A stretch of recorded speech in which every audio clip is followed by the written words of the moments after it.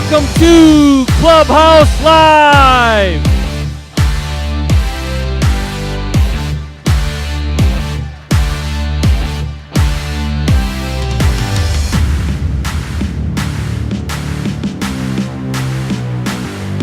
All right, hey, everybody, welcome back to the Clubhouse Sports Pub and Grill here inside the Radisson Paper Valley Hotel in downtown Appleton, Wisconsin. We got a great show in store for you. Normally we're talking Packers football, but we're switching gears. It's March Madness. Who's pumped for March Madness, everybody? First things first, though, I got to give it up to our door openers, as always. Tyler, Marcus, give them a round of applause for letting the polar bear in tonight. All right, I am Brett Christopherson with USA Today Network Wisconsin. Thanks for joining us. We got a fun show planned, as I said. Welcome to our special Bud Light March to the Championship show. And as I said, normally we're talking green and gold, but we are shifting gears, and our focus is on everything from NCAA hoops, state tournament hoops at the high school level. So we got a lot to do. Whippix, you know, it's usually Happy Vince, right? Same with you, Whit Sox. We got Happy Dickie V here tonight. Look at that. He loves it. He loves basketball. Happy Dickie V. And he's not talking too, right, Jim? That's a good thing as well. So he's happy because we're talking hoops, and we've got a great guest here. He might be the tallest guest in the history of Clubhouse Live. It's former UW men's basketball standout Brian Butch. He's right there. Forever a Badger. We're going to get him onto the stage here in just a bit. First things first. A big thanks to our presenting sponsor, Bud Light. Special thanks to the folks at Bud Light, our official sponsor of our March to the Championship show tonight. By the way, get your Bud Light buckets for $12, and every bucket purchased gives you an additional entry to win that Pop-A-Shot game right over there, which we'll give away at the end of the show. Now, normally I kick it over to Ricardo Arguello, the Bear fan, right? The Bear fan. Well, guess what? He's not here tonight. He is down in Madison. He's doing his thing. He's covering state hoops for USA Today Network Wisconsin. I'll be joining him down there tomorrow and Saturday. Can't wait to see him. But actually, I'm not in too big of a rush to see Ricardo. He's all about himself. But let's give Jen Zettel over here a round of applause. She's going to be helping out as always. Jen, wearing her Badger gear. And Jen, you're a Badger graduate, so I know you're excited to see Brian Butch here tonight. Oh, get your microphone on. Anyway, before we get going with Jen, this is an interactive show. I know, Jen, you're handling the online chat and the Facebook Live, so anybody who has questions, kick it over to Jen, and she'll relay them to us. Can we hear from you now, Jen? I believe so. There we go. There we go. What do you think? You excited for the show tonight? Oh, yeah, definitely. You're my sidekick. You're my sidekick tonight. That's a little I scary. need somebody to be my sidekick. Don't ever tell Ricardo I call him that. Oh, he's a proud man. He doesn't want to hear that sort of thing. Hashtag is Clubhouse. If you're on Twitter, you can access the chat by doing that, or give us a like on Facebook, facebook.com/Clubhouse Live. Also on Twitter, at PCBretzi, at Jen Zettel, at Brian_Butch. All right. You guys ready to see Brian Butch tonight? Yeah. Come on, a little bit louder. You ready to see the polar bear? All right. Check this out, Brian. It's a long list of accolades, so I got a nice intro for you. Our guest tonight starred just down the road at Appleton West High School, where he led the Terrors to 2 Division I state tournament appearances and a berth in the 2003 state final. He scored what remains a WIAA Division I single-game tournament record, 45 points in the Terrors' 81-66 state quarterfinal victory over Milwaukee Custer as a senior. Our guest tonight averaged nearly 23 points and 10 rebounds a game as a senior at Appleton West. On his way to earning Wisconsin's Mr. Basketball and McDonald's All-American honors. He went on to enjoy a successful collegiate career at the University of Wisconsin, finishing with 1,115 points, earning academic All-Big Ten and All-Big Ten honors, and becoming one of just 8 players in Badgers history with at least 1,000 career points and 650 career rebounds. How about that for a career? Our guest tonight appeared on the cover of Sports Illustrated as a junior at Wisconsin, teaming up with Orlando Tucker to guide the Badgers to a 30-6 record and a #1 ranking for the first time in school history. He was a key member of a Badgers team that finished 31-5 and advanced to the Sweet 16 during his senior season. Our guest tonight, I'm not done, Brian Butch. He crafted a 10-year professional career that included stints in the NBA's D-League and overseas play and contracts with the NBA's Denver Nuggets, New Orleans Hornets, and Utah Jazz. He is a coaching associate with Wisconsin Herd, and if that's not all, he can be heard weekdays from 2 to 3 o'clock on 95.3 FM and 1570 AM. The Score's One and Done show with B.J. DeGroot. How about a Clubhouse Live welcome for former Badgers hoop standout, Appleton's favorite son, the polar bear, Brian Butch. Come on up, Brian.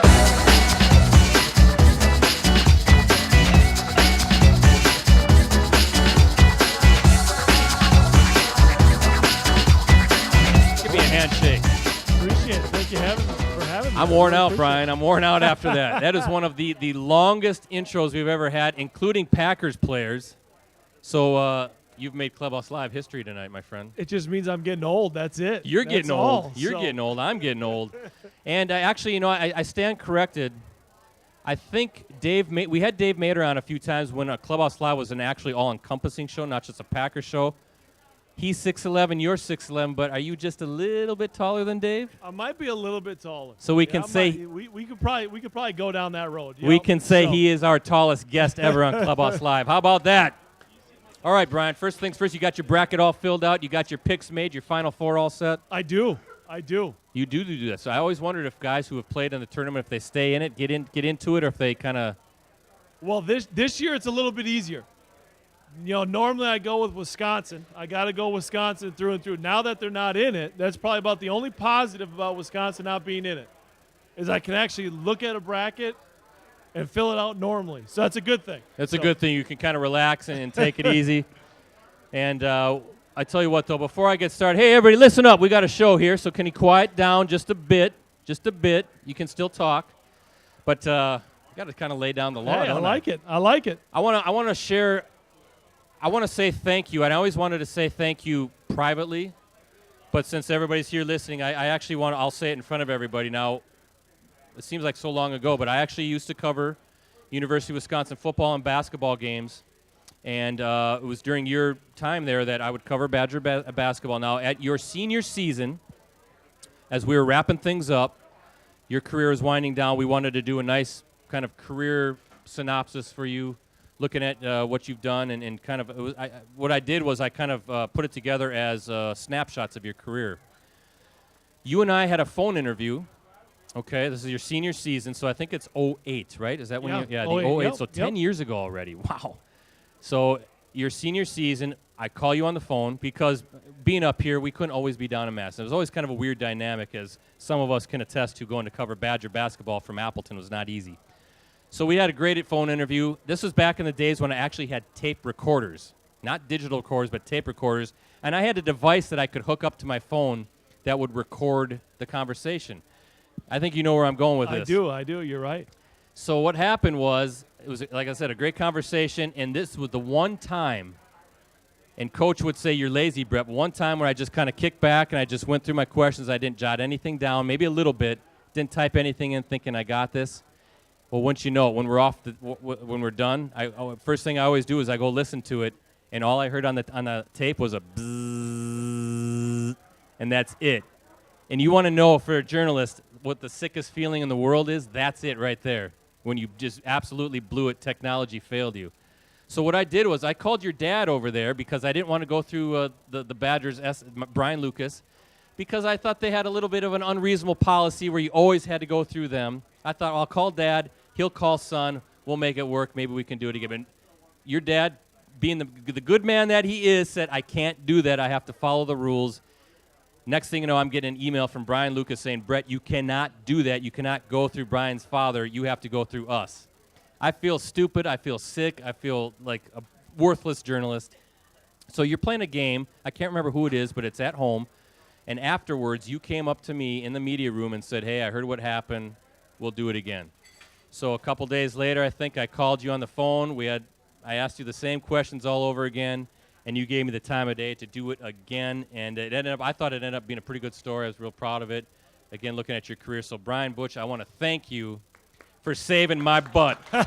No, I appreciate for saving my butt. I appreciate all the coverage that you guys had throughout high school, college, everything. I think one of the biggest things, growing up in the Valley was to get the message out, get the story out, because it just doesn't affect me, but hopefully it motivated some of the younger kids that grew up to be excited about basketball and give it their all. So I think ultimately I appreciate everything you guys did for me. Well, again, I've always shared that or kept that story and thought very highly of you for doing that, because you could have said, I'm done with you. So thank you very much, Brian Butch. You know what? We're going to catch everybody up to what you're doing these days later on in the show. But Rosie, you got a couple pictures of Brian Butch from the Appleton West days you can throw on the screen. There you go, Brian. Look behind you up there. There's Brian Butch doing his thing, number 1 for the Appleton West Terrors. You got another one? That's a skinny dude right there. That's what that is. That's a young Brian Butch, and there he is going against Green Bay Preble and the big crowd at Dick Emanuel Gym, and some good days. You guys notice how there's no muscle definition at all? just want to throw that out there.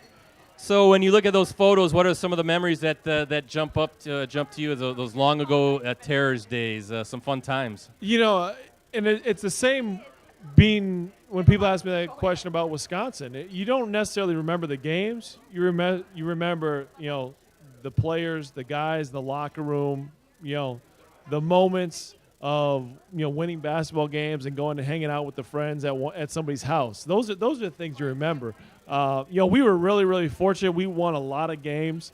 We didn't bring home a state championship. That still bothers me a little bit. I still sleep at night, but it still bothers me because we were good enough to do it. But you look back upon it and just really, really thankful too, as far as the support that we had growing up in Appleton. It was one of those things where everybody supported us, everyone was behind us, and that's what made it really, really special to do what we did. And we're still seeing special basketball in this part of the state as well. We'll talk about that in a little bit too, but some outstanding talent still year after year, it seems like. But career highlights for you, obviously the Terrace career scoring leader, 1,431 points. You had that 45-point game against Milwaukee Custer in the state quarterfinals. It's still a Division I record. But John Diener surpassed it, had 46. But Brian, it was a double overtime game, I believe. Does that even count? It was a double overtime game, and they got more minutes. Yes, it's a longer game now, so it doesn't count. You still have the true record, don't you? John can have it. They always say records are meant to be broken, and I am a firm believer in that. My time is done. It's on for somebody else to go do bigger and better things. And it really, I feel that same way with everything. You treat the game the right way. You respect the game. And everything's meant to happen. So it was great when it happened. I appreciated it. I respected it. But if somebody wants to go beat it tomorrow, tonight, go ahead, go have at it. So. Well, John Diener, 46 points. Cedarburg going to DePaul, of course, the senior this year, junior last year, but double overtime. So he has the all-division record, but Brian's still holding the D1 45-point record. So it's March. Can the juices start to always get flowing this time of year? You get that antsiness, those butterflies a little bit to watch even some of these games and bring back some of those memories? Well, there's always a little bit of butterflies.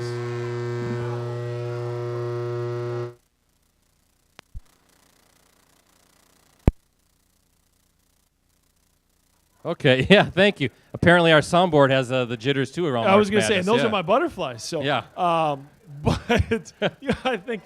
I've been playing every year since. So, I've been in my season. I've been trying to – I would try to catch games, different situations, really try to catch the Badger games. I know there was times when I was in Dubai and the Philippines where I'd get up and watch them and do, at 2 a.m. and whatnot. But now that I'm not playing and I'm coaching, I'm really excited. And you've got – I was excited for the Appleton North girls to win their state championship back-to-back. Back-to-back, right. The high school basketball in the area is fantastic. Excited for those kids to see it and have their experiences. Who's not excited for March Madness? We've already had one buzzer beater today, and I'm sure we'll have a couple more coming up. So ultimately, I think that's the exciting time about March. I think everybody loves it. I know I love it. I'm a junkie. That's what I love to do. That's your life, isn't it? Well, you kind of touch on it, the success of the FVA, even the entire Fox Valley, Northeast Wisconsin. You got Oshkosh North, Kaukauna top-ranked in Divisions 1 and 2. They're at state. Xavier, of course, was number 1 in Division 3, goes down to Valors, which wins on a buzzer beater down at state in overtime. So congrats to the Vikings. Roncalli's in Division 4. So you mentioned Appleton North girls. I mean, why is it's just not Madison and Milwaukee area schools anymore. Remember, it used to always be kind of that way. It's really shifted. Even Spash. with the 3-time defending state champs. I mean, why do you think it's evolved that way where the basketball's so good, especially around here? Well, yeah, I think the basketball's always been good in the Fox Valley. I think the FVA's been really, really good for many, many years. But I think you look at it, and I think, you see it kind of go in phases. I think part of it is kids are getting older. You look at what the Wisconsin Badgers have done, what Marquette's done, what Green Bay, Milwaukee. There was a run there where all the teams were in the tournament and they were having success. And what do kids watch? They watch the tournament. They get excited. It gets them excited. I run a lot of youth basketball camps, and one of the things that I'm big on is, when you do things like that, when you teach kids, they've got to have fun. You got to teach them stuff, but they still have to have fun. Because if they don't have fun doing it, they're not going to come back. They're not going to work at it. So I think that's the biggest thing, and you get them excited about the game. There's been a lot of good things that have happened in Wisconsin for basketball, and I think you're seeing that now because you're getting a lot of kids getting better and putting the time and effort in, but it's the first thing is you're getting them interested in it. A couple more things before, Jen, I'm going to kick it to you for our first audience question, so we'll need Chelsea coming up there in a second. But you guys, you played at the highest level of a Division I basketball, so what kind of advice do you have for guys like Jordan McCabe, Tyrese Halliburton, even a kid like Hunter Plowman going to Duluth Division II, that's still scholarship and high level? What can they expect at the next level? Yeah, I think when you look at it, you go to college and you don't know what to expect. They think they know what to expect, but they don't know what to expect. And so you got to first understand that it's going to be different than what you're used to. These guys are all coming in thinking they're going to be the man. It's going to be their show, and it's not. And that's the toughest thing at first is to realize that. So ultimately, I think you come in with an open mind. I'm going to get better. I'm going to improve. How can I help this team? And then by the time you're a junior, senior, then it can be your team. But right now, your main focus is how do I get better as an individual to help my team out. Full-time job at that level too, isn't it? Well, it is. Not only do you have to go to school, but the amount of time and effort that you have to do and that you put in to be a collegiate athlete is something that's absolutely crazy. And it starts with 6 a.m. lifts. You get done around 8. You go to class from 8 to 2. You've got practice from 2 to 6. You got study table from 6 to 8, 8:30. And then maybe you get dinner and head to bed. So and then you do and it then all do over some again. homework. Exactly. So before you know it, it's 11:30. You wake up. You do it all over again, and you do it because you love it. So that's the one thing I think for me. When I knew it was kind of time to change from being a player to kind of what's next in life, I didn't enjoy the process. And that was the first time that for me, I realized I didn't enjoy the process. And it became a job. And I always said when it became a job, it was going to be time to quit. So that's kind of a quick overview of why I've made the switch now. Last thing, and then I'll kick it over to Jen, but your take on AAU. And what it's doing at the high school level. Do you like it? I know you have an academy. We'll talk about that. It's not AAU, obviously, but I guess maybe there's some good programs and bad programs. Well, there is, and I think ultimately when you look at AAU basketball and when you think of it, it's a necessary evil. And when I say that, I think it offers some really good things as far as it gives you options to go play and get better in the summertime. But I gave a speech with the Appleton West girls basketball team, and I said, what is AAU basketball? And then somebody said, fun basketball. And I said, yeah, that fun basketball is also really expensive basketball. Yeah. And I told the parents, I said, I think the biggest thing is AAU is good in that aspect. However, the biggest thing that you've got to do is you've got to hold your child accountable. If you're going to put them in AAU basketball, are they working out every day? Are they trying to improve their game? Are they putting the effort in? If they are, great, awesome. But you can't just go play basketball. You've got to work on your skills. You've got to improve your game. You've got to do all those little things. And when you do all those little things, that's when you can do the AAU aspect of it. But so that's where I'm at with it. I think there's some good things with it. I think ultimately the other thing you've got to do is you got to have a really good coach. You got to have a coach that cares. You got to have practices. You've got to do those sorts of things to get something out of AAU. Very good stuff. How about the polar bear so far, everybody? Can I still call you the polar bear? Is it always? Yeah, always. That's okay. It's what it is, so it's good. All right, Jen, you have our first audience question tonight. I do. So this is Chelsea Dawn from Madison, Wisconsin. What's your question for Brian? What's your proudest basketball moment? Oh, good question. My proudest basketball moment. probably winning our Big Ten championship as a senior at Wisconsin. I think one of those things where we didn't finish the season as my junior year the way I wanted to. A big reason for that was because my elbow was hanging down by my knee. So that didn't feel good. But, we didn't finish what we wanted to. We were number one in the country. Could have made a really deep run. Thought we were a Final Four team. And then we got knocked out in the round of 32 by UNLV and Kyle Kruger and Lon Kruger there. So, I think coming back and having a chance to say, no, we were that good, and then to win a championship, and not just the regular season, but we won the Big Ten tournament, and then we got to the Sweet 16, and we ran into a guy by the name of Steph Curry. So never thought he was going to be that good, never. So that's on record. So it makes me feel a little bit better knowing that he's a two-time MVP, got a couple of world championships. That makes me feel a little bit better. So, all right, thank you, Chelsea. Appreciate the question. Let's take a quick timeout. Brian, I got our stat pack tonight. We always do this every show, but check this out. And you know this already. State of Wisconsin shut out of the NCAA tournament for the first time since 1998 on the men's side. No Badgers, no Golden Eagles, no Phoenix, no Panthers, nobody. The combined record of the four teams, 64-68 this season. 485 winning percentage. Marquette 20-13, the only winning team. They're going to take on Oregon Sunday in the second round of the NIT. But look at Milwaukee 16-17, Wisconsin 15-18, Green Bay 13-20. Of course, the Badgers saw their streak of 19 straight NCAA tournament appearances snap this season. So maybe we'll talk about that a little bit and get your take on what's going on in the state of the state as far as college basketball goes here in a second. Jen Zed, are we doing trivia questions tonight, right? We are. You want me to introduce her, or do you want to talk about it? Everybody wants to see you more than they want to see us. Oh, okay. He didn't prepare me for this at I all. didn't It's prepare fine. you. No, you're fine. You know how it goes. Okay, so you have to help me, though. I will. Because it's been a while since we've done anything like this. Been a couple months, yeah. All right, so I'll ask the question, hopefully, if we don't have any more audio issues. And the first person to raise their hand, you guys look, Gets a pizza and beer gift pizza certificate. and beer. Imagine that. You have to raise your hand, and you can't shout out the answer, right, Jen? Nope. Anybody who does that gets kicked out of the clubhouse, you just right? got to raise your hand. and If we'll you look. win once, you're out, so we want to spread the wealth. And online chatters, sorry, you got to be here to register or Nope, to gotta win. be here. Present. All right. So, Brian, take a look around. I'm going to ask tonight's trivia question. This might be a little bit of a tough one. Listen up, folks. What team did the University of Wisconsin men's basketball team beat in the 1941 NCAA National Championship game? Hint, Dick Bennett coached this team as well. You're ineligible, sir. Who did the Badgers beat? 1940, yes. Oh, so close. Yes, you got it, Vicky. Come on up. You knew it. You knew it was Washington State. Brian, I'll give that to you to give to Vicky. Perfect. Congratulations. Congratulations.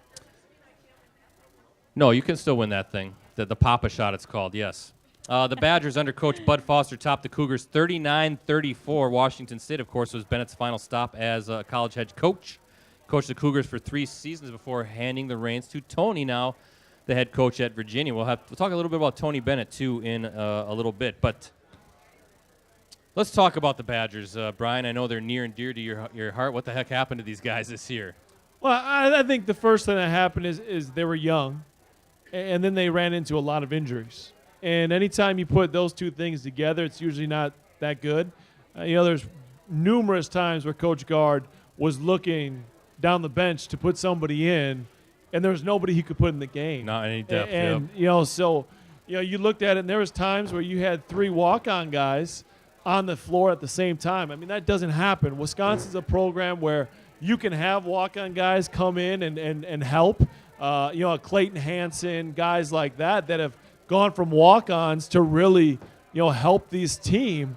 And ultimately, I think that was kind of where it went wrong. That being said, they really started to learn. They were defending at a higher level. They were really taking care of the basketball better, and they got to kind of back to Wisconsin basketball towards the end.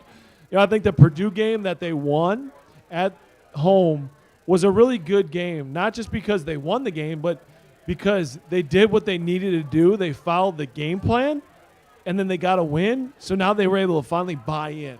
And I think that was the struggle all year long, whereas you had some guys buying in, you didn't have some guys, they didn't understand why they were doing certain things, and ultimately that was the struggle.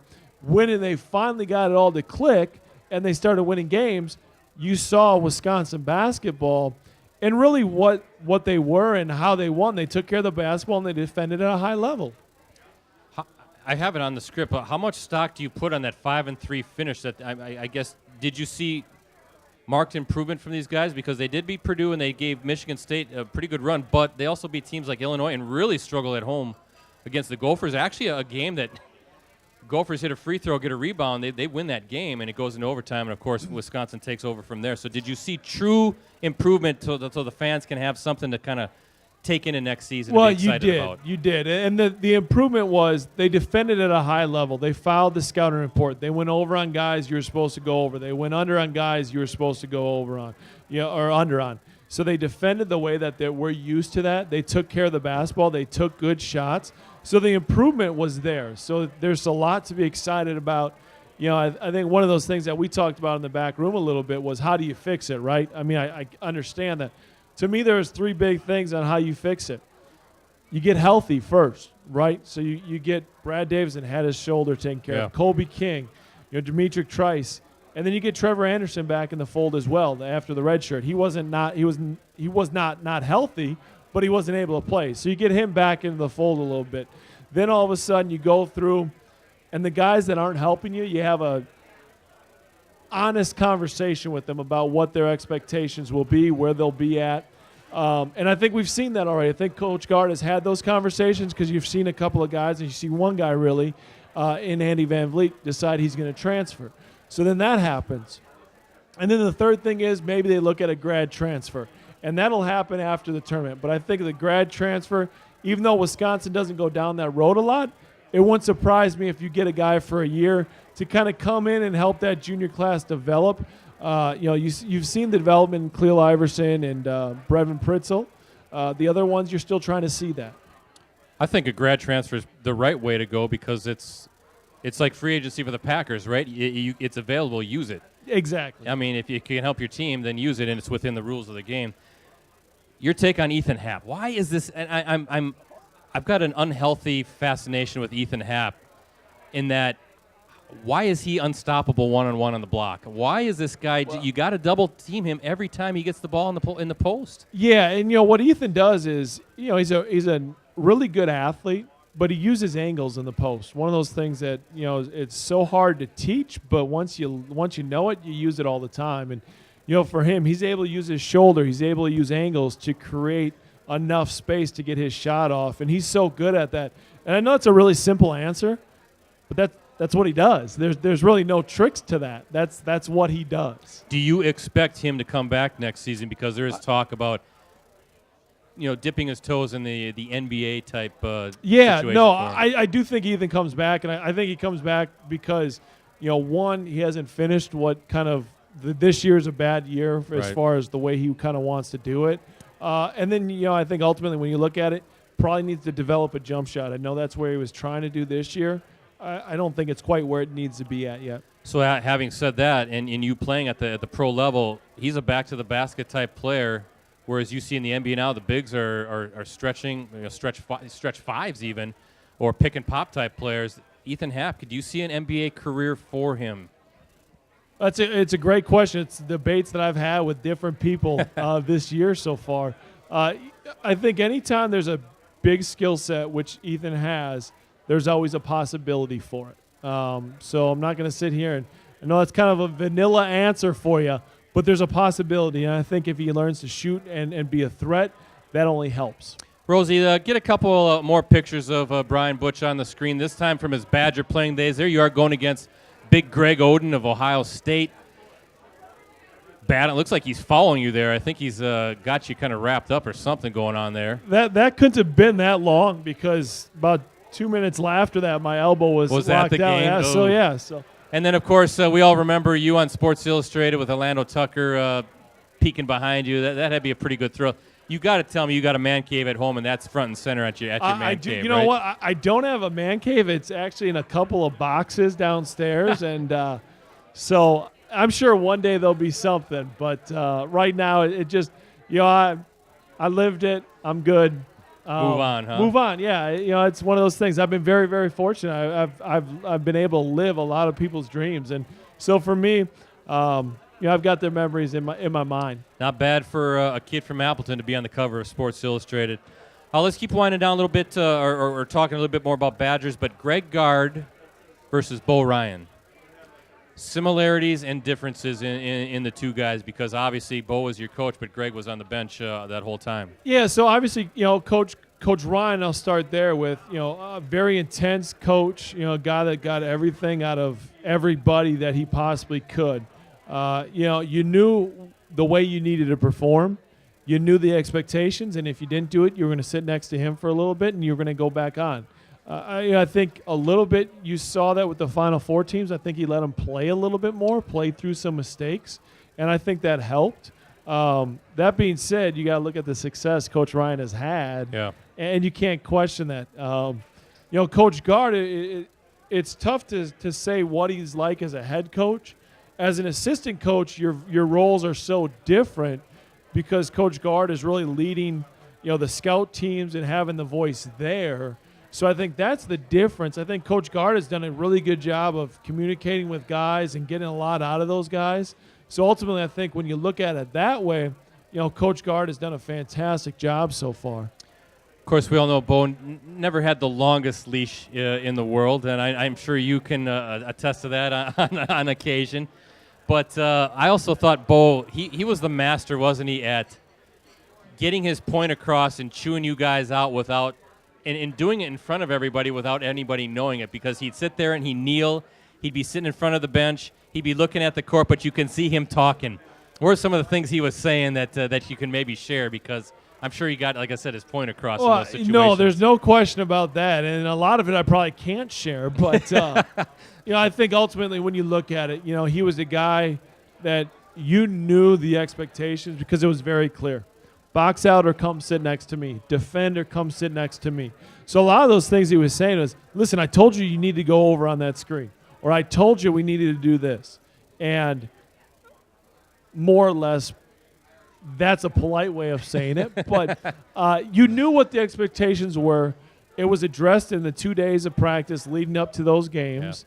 Yeah. And when you didn't do it correctly, you came and you sat next to Coach. And I think Coach Gard has that same sort of coaching style, but this year there were no players to put in the game. And I think that was the frustrating part because there were mistakes being made that had to be lived with because there was nobody else to go in. Here's a question for you that a lot of Badger fans wonder, and Marquette fans obviously take glee in, is why can't the Badgers recruit the state's top talent? Here's a Joey Hauser, Marquette. Tyler Hero was committed to UW, going to Kentucky. John Diener going to DePaul. Jordan McCabe going to West Virginia, Tyrese Halliburton going to Oshkosh North. That's the top five is chosen by the Wisconsin basketball yearbook this past season as far as seniors go. Why can't Wisconsin get those guys? Well, I think when you look at it, they were in all of them. But there's a couple of things. You need to fit the Wisconsin way. And part of that is knowing, how to develop and wanting to develop and not having too much of an ego, making sure that you're able to fit what Wisconsin's all about. And we've seen this a little bit on the football field, right? When Coach Alvarez brought in a couple of coaches, mainly Gary Anderson, and it just didn't work out. He didn't understand what it was about. He wasn't a good fit. And quickly, all of a sudden, you bring in Coach Chris, and now look at what Wisconsin football is. Same thing with recruiting for basketball. You don't want to bring in guys that don't necessarily fit what you're about. And I think so, not saying that those kids don't, but I think there's other guys, Brad Davison, when he plays, that's a Wisconsin guy, right? It's obvious. He fits what Wisconsin's about. And I think that's kind of more what it is versus them not being able to keep guys. I think it's maybe a little bit of, hey, we're looking for this specifically. Yeah, Brad Davis says, before we get over to Jen for a couple online questions, but Brad Davis is going to be one of those guys when he's a senior that the rest of the Big Ten is going to say, man, haven't you been here for like 8 years already? Yeah, the Brian Cardinals of the world, exactly. the Drew Neitzel's of the world. Yeah, we finally have one, everybody, so that's a good thing now. That's a good thing, but what a player he was as a true freshman. I'm going to kick it over to Jen Zettel. She's got a couple of online questions. Jen, what do you got? I do. So Drew on Facebook would like to know what you think of the UW Oshkosh men's run to the Final Four. Yeah, I was able to shoot Coach Yuckham a quick text when they won Saturday, and I saw him.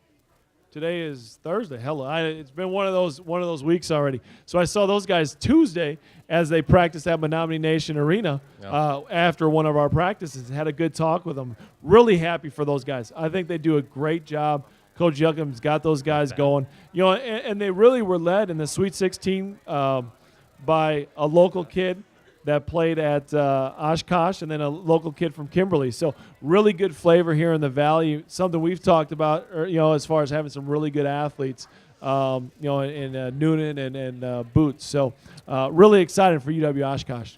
All right. And I'm not, by the way. I'm a pointer, so I'm not real happy that Oshkosh has taken Stevens Point's place, where Stevens Point belongs year after year, but I'll get over it.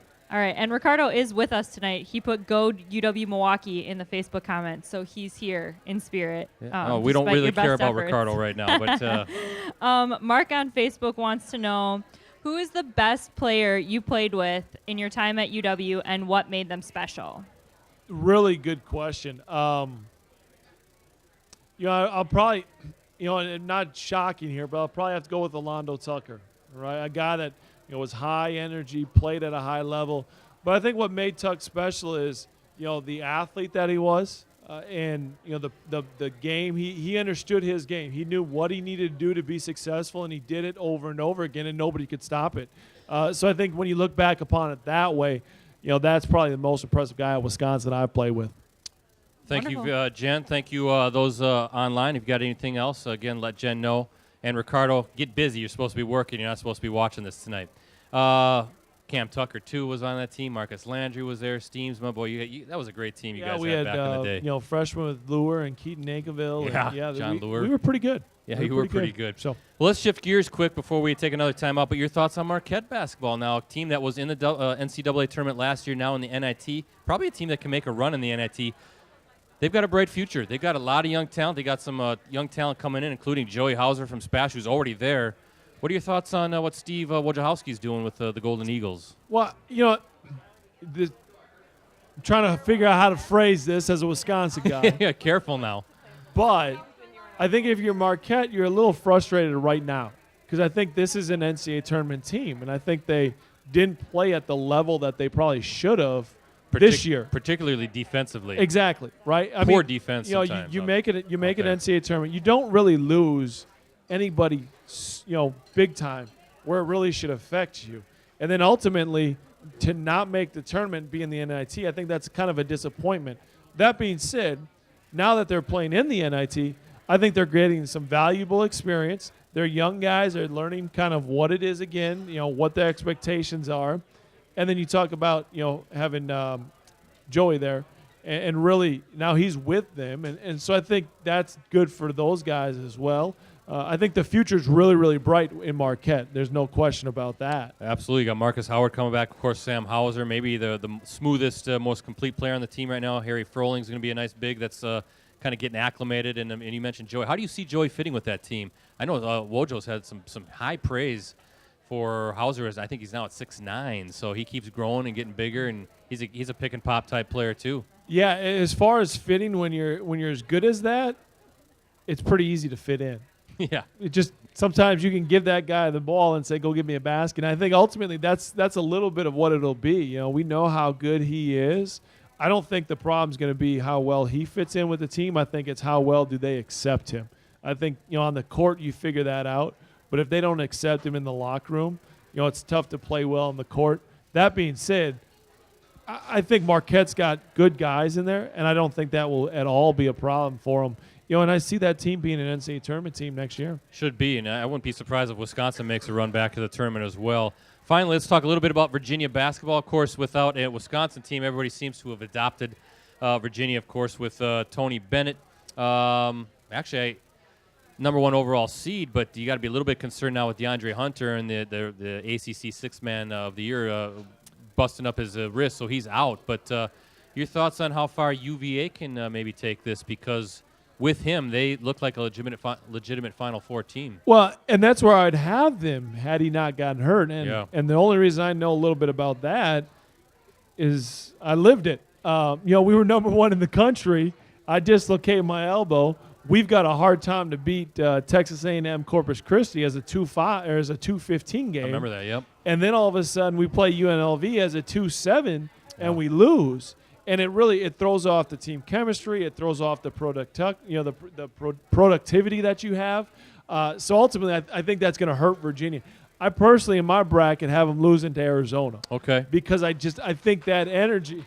We got a little Arizona fan back I there. guess All right. so. All right. Well, I know the weather's better there than here, so maybe I can get on board with that. But I think ultimately, when you look at that, it's just so tough to overcome the injury part of it. I'd love to say that they can do it, and I'll be pushing for them because my bracket doesn't mean a whole lot. But ultimately, I think that injury really hurts Virginia's push for a national championship Final Four. And I really thought this was the year. You look at what Coach Bennett did this year, absolutely amazing. And the consistency that he's had in the ACC, is there a better coach that's done something? I think there's a lot of great coaches. I think the way Coach Bennett's done that's been fantastic. I really think what Coach Gard's done has been great too. And I know that obviously isn't shocking to a lot of people out there, but what Coach Gard was given when he was given it was really a mess. And to bring that full circle, I think Badger fans, you're in really good hands. Yeah, and you mentioned Tony and what he's done in the ACC. 20-1 when you count the ACC tournament. 20-1 in the ACC with teams like Duke and North Carolina. Legitimate Final Four teams as well. Tony wasn't on the staff when you were there, right? He just So Tony left. recruited me. He did. I wanted to ask you that. Yep. So Okay. Tony was sitting right down the street at the Alpha West cafeteria recruiting me. So I got to know Tony a little bit. He was there on my recruiting visit, and then he left right before. Yep. Did you see then what has become one of the great coaches in the game? Well, his mind was there. The way he handles himself was there. He can recruit. I mean, those are all things. And then you see that fire. Right, the look in his eyes. Obviously he's taken a lot of what his dad's done, Dick, and built that pack line defense and the offensive stuff. But a lot of that's been because of the guys he's recruited, the ways he's played. But ultimately, you look at Virginia, they can score in the 70s and win, or they can score in the 40s and win.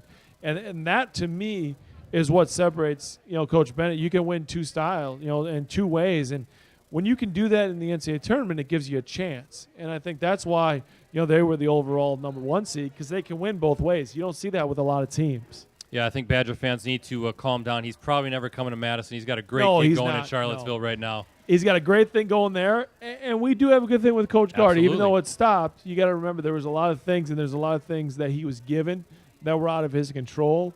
Now that he's bringing in some of those recruits, you look at the freshmen that he brought in, they were pretty good. So I think we're all right. I'm going to kick it over to Jen in just 1 second, but one last note about Virginia. Folks know a heavy Stevens Point influence with Tony growing up in Stevens Point. Brad Soderberg, his assistant, being a point guy with Don Soderberg, his longtime coach, his dad at Pacelli. And Eric Bacher, the SID, is a Stevens Point native. So Stevens Point connection, I got a little bit throwing it out there for everybody. A little place in my heart being a Stevens Point native. So let's kick it over to Jen. You got another audience question. We knew you couldn't resist the Stevens Point connections. So our next question comes from Terry from Appleton. What's your question for Brian? And my husband Denny also played basketball with Brad Soderberg in Stevens Point. So my question for Brian, though, what will it take for the Badgers to be in the Final Four next year? Ooh. You got high hopes. That's really high hope. I'm just going to hope they get to the tournament first, and then we'll worry about the Final Four after that. But I think it's something kind of we touched on a little bit. But get healthy, and I think that's the first part, right? If they're not healthy, you can't do much. So the first thing is get healthy, and then I think you look at kind of that junior class. I think Khalil Iverson finally knows what he is. I think he knows he's a defender and he's an energy guy. Guess what, guys? That's one of the toughest things to know as a college player. What's my role? Right? Even in high school, what's my role? A lot of kids think their role is to go score 30 points a game. but they're not good enough to do that. But they still try to do that. Well, when you do that, what happens? You usually end up on the bench, right? You get in the coach's doghouse, they say. So I think now that kind of Khalil Iverson knows what he is. Brevin Pritzel knows he's a shooter. He knows a little bit of what he is. I think that helps. That's the start. That's kind of your building blocks. You look at Coach Gard and Andy Van Vliet. He's left, right? Whether it was a tough decision or conversation that was had, but I think that's probably how it played out. So I think now he's left. You've got some of the guys that weren't necessarily helping a whole lot. They've moved on, and probably better for them because they probably weren't going to play. So then they go somewhere else and where they're going to have more success and get confidence and all that. So it's a win there. Then you look at the grad transfer route and you see if there's somebody that'll come in and help right now because you're losing a junior. So you've got a scholarship that's available, so you can bring somebody in that will help you. So I think that, keep your eyes out. I know it's not something that Wisconsin normally does, but it wouldn't surprise me if they went out and got somebody. And then the recruiting class, you get some good freshmen coming in. You had a really good freshman class with Brad Davison, Kobe King, some of those guys. You bring in some more freshmen, and now you've got more options. And then you can play the type of way that you feel you need to play. Whether it's a grinded-out type way, which they did the last part of the season, or more of an up-and-down pace, which they did with Sam and Frank and that group. So having enough players helps. So I think that's kind of the way that they can go. And then, obviously, in the tournament, when they get there next year, you got to have the right matchups. And that's something we're not in control of. But I think when they made the runs, being in the West really helped them matchup-wise because they matched up really well with those teams. All right, good stuff. Good answer. Thank you very much, Terry. Let's take another timeout, and let's do trivia question number 2. Okay, again, raise your hand if you think you know the answer. In what year did Marquette win its only NCAA men's basketball title? Who's got it? In what year? You're ineligible, but you are eligible. Yes, sir. What is it? Come on up. 77, pizza and beer. You know this guy. I'll let you hand it to Mr. I do. We've Woods. had many conversations over the years. How are you doing? Good seeing you. Marquette beat North Carolina 67-59 in the title game. Marquette, of course, coached by the legendary Al McGuire. North Carolina, the legendary Dean Smith. All right, we need Tom, we need Vicky, and we need some music because it's time for a Clubhouse Live challenge, and it's we're going to do a mobile challenge tonight. We're going to take a walk. I like Brian, it. Let's Brian do Butch. it. Tom, Vicky, come on over with us. We're going over to the golf simulator. You can just keep that down. I'll hold the mic, and I'm going to bring a couple of this stuff here too.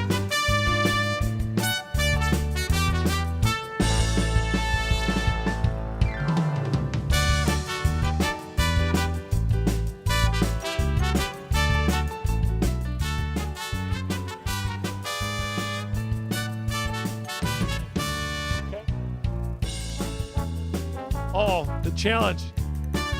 There's something in there. All right, that's fine. I believe it. All righty. All right, yeah. Here's the deal. It's going to be me and Brian Butch taking on each other in this Papa shot here. The first one to hit 10 shots wins the game. 10 shots is all it is. I'm playing for Tom. Vicky, you're with Brian, and the winner tonight, Jen Zettel. Check this out. You get a book that I wrote about the great, legendary Mickey Crow. Okay. Thank you very much. And you get this cool. Where's Danny?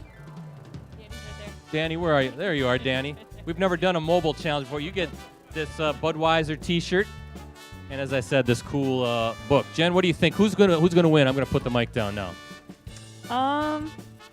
I'm sorry. I'm going to have to go with Brian. He is a professional.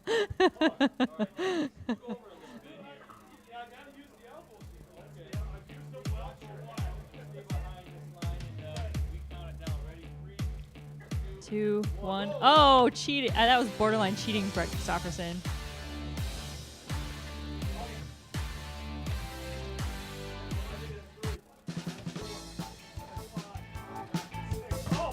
Seven. Brian Butch is on a run. 8. 9. 10. 10. We have a winner. That is terrible. I've never lost that Papa shot in my life. How did that happen? I even tried to cheat and it didn't even help. Yeah, that Look was at that. poor. It's poor the, form. it's the bouncy balls here. That's a throwing me off. Well, I tell you what, Vicky, congratulations. How about a round of applause for Brian Butch? I can later. You get the book and the T-shirt. Tom, you know what I'm going to do for you too? You're going to get the same thing. How about that? Yes. All right, let's go back to the stage. Thank you very much, and I'm very upset that I lost. That bugs me. I'm going to hand the mic, though, on this side because apparently...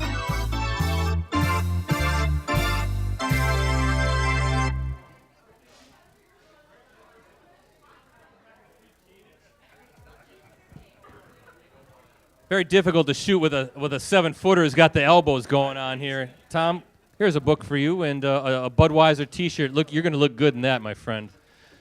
I've been used to using those elbows for a while. You know, man, I got to remember the big guy could step out and shoot like you can. So I got to remember that. I thought I had you there, but no, that's okay. And we're going to draw for that game here at the end of the show. We're going to talk a few more things before we start winding down, Brian. I want to catch up everybody like what you're doing these days. You've got the Brian Butch Basketball Academy. Talk a little bit about that. BrianButchBasketballCamps.com. So you're keeping busy with all that? Yeah, so I've been running camps for the past 8 years. We run our academy here in Appleton where it's kind of one-on-one small group training that we do year-round and really enjoy that part. I get a lot of help, from Coach Logan Flora, who's an assistant coach at Ripon. He's been all over and a former Appleton West guy. It really helps me with the academy part of it so much and the camps. And I think, the camp part of it, like I said, been doing those for 8 years. But, I started them when I busted open my knee in Denver and ruptured my patella tendon. I was sitting around the apartment and had nothing to do. And anybody that knows me, I can't sit still. I'm always doing something. So came to kind of, the idea of starting basketball camps, and that's grown a whole bunch. And, I love being able to work with the youth. Something I said earlier tonight, but I firmly believe it is you got to treat the game the right way, and the game will treat you right. And one of those things is it's been so good to me. It's a great opportunity for me to give back to the game and have young kids get excited, teach them the right drills to get better. And so I'm thankful to be able to do those things and be a part of it and work on the camps and all of that. I got a son, a junior, going to be a senior. Maybe I got to shift him over to you. He could use a little extra coaching, especially doing some stuff underneath. We'll talk after the show. Coaching associate with the Wisconsin Herd. How's that been going for you? It's been great. Really appreciative to our GM, Dave Dean, and our head coach, Jordan Brady, for giving me the opportunity. In August, I reached out to Dave, and I said, Dave, I don't know what I'm doing. I don't know if I want to play. I don't know if I want to coach. I don't know if I want to be in the front office. I don't know what I want to do. I said, I know one thing. I know you guys are about 10 minutes away from where I live. Yeah. And if there's something, let me know. And we kind of went back and forth. We would text. We would do different things. And then finally they hired their head coach, Coach Jordan Brady. And me and Jordan played in the league at the same time. And then he was one of my assistant coaches in Bakersfield. So we knew each other. And from that point, we just kind of text back and forth. And he was like, I've got an idea as far as how I want to use you. I want you to kind of be a coaching associate. They said, I don't know if there's enough room in the budget for you to travel. I said, don't even look at the budget. I'm good. I know what the travel is. And as I say that, yesterday they left Oshkosh at 4 a.m. to go to Portland, Maine. Oh. They're playing right now, and I think they're winning, so that's a good thing. But, really enjoying that process, learning what the coaching side is. Excuse me. I know what the coaching side is as far as the travel, those sorts of things, but the scouting reports, looking at how to get the message through to players, those sorts of things are the new thing and the fun part to me.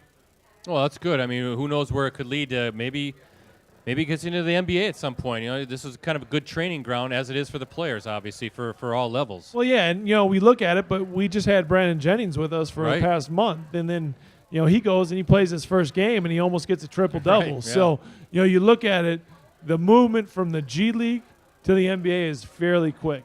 And Coach Brady's our head coach, but when our season ends, Coach Brady goes and works for the Milwaukee Bucks, and he worked for the Milwaukee Bucks before our season. So, like you said, that transition can happen really, really quick. So we'll see what happens.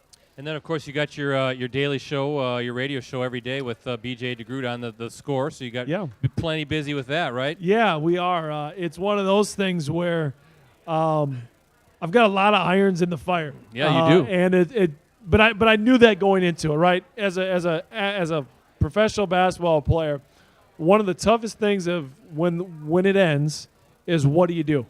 And I've got my master's degree. I've got my undergrad from Wisconsin. Like, I'm prepared for whatever life is, but I don't know what life is yet. I don't know what I want it to be. Sure. I've played a game for 10 years, and that's been my job. I've been very, very fortunate, very, very lucky to do that. But now it's the next stage, and whether it's you do the radio thing, whether it's you go into coaching, still trying to figure it all out. But I love the radio show with BJ and the score that they've been fantastic to me. Be able to do it. We've heard some good things, so I take it people listen, which is good. That's always a good thing when you got a radio show and they listen. Absolutely. But I love those opportunities and just kind of working my way through what life has. But been very, very fortunate to be able to play the game for 10 years and then now be able to figure it out. How about Brian Butch tonight? Good conversation. We're going to start winding down. I will say this, though, as I quick took a look at the TV screen, I see Davidson 38, Kentucky 42. They still hurt. It still hurts, but I wouldn't mind a Davidson win right there. It'd make me feel a lot better than when they beat us in 2008. Going your senior season, yeah. Well, I think that was over in Detroit, if I remember correctly. Yep. But let's do our final timeout, and then we'll wind down. Trivia question number 3. Check it out, everybody. In what city will this year's Final Four be held? We're talking the men's tournament. Where's the men's Final Four this year? What city? Anybody know what city? Nobody knows. Yes, she's got it right. Come on up. Home of my beloved San Antonio Spurs, by the way. Congratulations. You get pizza and beer. Hey, next year, put this on your calendar. It's going to be Minneapolis at U.S. Bank Stadium. So just a quick jaunt over to the other side of the river there. All right, Brian, we're going to wrap it up by talking quickly your Final Four. I don't even like my bracket. But with your national champion, I wouldn't like it either. But go ahead. I'll let you get it out there. I know. I do have Michigan State. I got Michigan State, Villanova on one side. I got Gonzaga, the Bulldogs. Which they're good. They had a close one. They today. did. They only won by 4 today. Yeah, a little shaking there. And I got Cincinnati, the Bearcats, in the Final Four. I've got actually Virginia beating Arizona in the Sweet 16, but losing to Cincinnati in a grind-out game. Okay. 2 defensive teams that like to slow it down. All right. I have to say though, Brian, that in the morning session I was 8-0 today. Okay. All the games. I got Loyola was correct. I know a lot of people like South Dakota State over Ohio State, but I picked the Buckeyes. I picked Rhode Island to beat Oklahoma and Trae Young. I was not sold on Oklahoma because they were trending downward big time. Probably shouldn't have gotten into the tournament. You're right. Seton Hall, close one over NC State. So I'm feeling pretty good. And you got the upset one too. You got Loyola Chicago, right? I did. So I should have gotten in that perfect bracket challenge. I'm almost there. Right.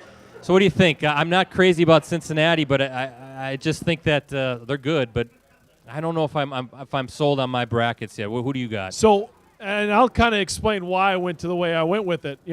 When you pick a bracket, and I'll be completely wrong, so just don't listen to anything I say. But I'll explain why I did what I did, and then I'll be wrong, and then you go the opposite. But yeah, absolutely. I think when I look at brackets, there's 2 things I look at: guard play, who has the best guard play, because in the end, close game, whatever it is, whether a team's on a run or situational, whatever way it is, as a big guy, I hate to say it, but the ball is in whose hands? The guard's hands, right? Yeah.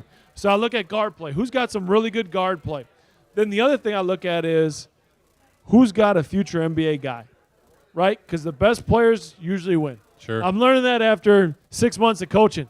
I can do everything I want to do coaching-wise, but if the other team has better players, I'm not that good. Or, we're not that good. Absolutely. So I'm learning that. It's one of those things. But so when I looked at it, I kind of broke it down that way. Like I said, so do everything opposite of what I did because my bracket's probably gone. But I've got Arizona coming out. Okay. Yep. And the only reason I have Arizona coming out is because of the injury to the kid Hunter. to Hunter. Yep. Exactly. apologize about I know the scratchy it's audio. a bad pick. I know. Yeah. I get it. He I know. didn't want to hear it. That's what I he know. didn't want to I get hear it. it. Right. And then I have Xavier coming out on the bottom. Okay, really? And then okay, I've got Duke. And then I've got Villanova. Yeah, Villanova, you talk about guards with Brunson, and he's tough. Of course, Bridges but with Michigan State. I'm going to too. be honest with Purdue. The thing about Purdue that's scary is they've got bigs and they've got threes. And you got to pick and choose. If you give them both, you're going to lose. So far, you've seen kind of the way to beat Purdue is you let the big guys score inside and don't let them shoot from three. Now we'll see if that's the same game plan that the other teams have. But I do have Villanova winning that. To my Final Four is Arizona versus Villanova, and my champion is Villanova. I can't go wrong with Villanova. So- There with Jay Wright and Jalen Brunson. That's well, a tough I'm going with the combination. best dressed guy too. You know, the best dressed coach, Jay Wright. We'll stick. He's got those. And you got Sean Miller, who knows what the NCAA is going to do with all that. Well, stuff. you know So- what? It's been a strange season in the NCAA with the recruiting scandals and all that, and some of the like Arizona being embroiled in that. If there was justice, I guess it would be nice to see a team like Virginia with Tony, because he's running well, a you're clean program, right? exactly right, and that's actually on the radio show we had a chance to talk to Coach Alvarez a little bit about that, and the stuff he talked about was right on cue. He goes, Wisconsin, we don't have to worry about stuff like that. We run it the right way. We know what things to do, and that's why when you look at it, Badger fans, even though we're not in the NCAA tournament, there's something to be said about having some pride about doing stuff the right way, and I think ultimately that's what you should be most proud of. We'll see how the NCAA handles everything when everything comes out. It'll be interesting. I've got a funny feeling that this will come out pretty soon after the NCAA tournament. Yeah. There's something called money that's Oh, yeah. involved with all this, and I think they're holding off a little bit. I think that's a good guess. Yes. But I think ultimately when you look at it, I think they're going to try to really clean stuff up. And we talked about AAU basketball, but I think that's going to be part of it. I think they'll clean up the AAU and they'll work their way up. And then I think you'll see the NBA Players Union jump in a little bit. I think they'll get rid of the one-and-dones and really allow kids that want to go from high school to the pros, allow them to go. That way you're not having to pay guys or different ways of doing things. Sure. Let's put it that way, Sure. not paying them, Sure. but Yeah, I gotcha. different ways. And I think that's how but I think you'll see a whole restructure of all of it. Would you like to see the NCAA pay the players now? They make a lot of money on using Great the players, question, right? Great question. I think this is my thing on that. Don't know how you would do it, and I understand there's a lot of sports that you'd have to pay. My biggest thing is, even though people didn't have my name on the back of my jersey, number 32. If they bought a number 32 jersey from 2004 to 2008, they were buying it for one reason, because they wanted my jersey. So let me get the royalties from the jersey sales. Now, if they buy a Wisconsin T-shirt, a Wisconsin hoodie, that's all the University of Wisconsin. Right. So, as a college athlete, and then you put that in a fund that I can get after college. Not a big deal, but something that I would get after college. You don't want to have a lot of money in college kids' hands because it's gone. So then you do that, you put it in a fund afterwards. When I graduate, and I use the word graduate, you have to graduate to get that. Then you can get that money. But in the end, I'm nothing without the University of Wisconsin. So the University of Wisconsin should still benefit from me. I'm benefiting from them. I got my 4 years of college. I got my master's degree, and I don't have any single debt. My sister's at home with a lot of debt. There's a lot of people that have debt. I don't. So I did get something from the university. So that's where I spin it as, hey, there's still some things that I think you should get paid. I don't think you should get any money until you graduate. That's the key, graduate. And then after that, you can move forward and do different things. Now, how that works with the rowing team and the swimming team and all of that, that's where it gets tricky. But ultimately, that would be my idea, and then you'd have to figure out how you take care of everyone else a little bit. But ultimately, that'd be my idea. I like it. I think as the future president of the NCAA right here, huh? That's good stuff. By the way, I saw your dad. He said that's his debt. That's not your sister's debt. That's his debt. You're That's probably usually how right it on goes. that one. Exactly, yeah. So, Hey, one more round of applause for Brian Butch tonight. We got to shut it down. Appreciate you being here, Brian. no, Oh, thank you. Appreciate it. Special thanks to our sponsors tonight for our special March to the Championship edition, the Radisson Paper Valley Hotel, and, of course, Bud Light. We appreciate that very much. Programming note, be sure to check back with us later this summer as we kick off, but believe it or not, our 10th season of Clubhouse Live, our award-winning Packers show. Ty Montgomery was our co-host this past season. He's already announced he's not coming back because they're having a baby this summer, so he's going to be pretty busy. Plus, he's got to kind of bounce back from his injury. So we will make an announcement later this summer who our special player co-host will be. So you want to check it out. Kicks off in August right here, 6:30 on Monday nights throughout the Packers season. You can also watch it on clubhouselive.com. So looking forward to that as well. But let's enjoy a little summer weather first before we talk football weather. We don't want it to get too cold. In our final word tonight, we already talked about it. Go UW Oshkosh, right? We can say that.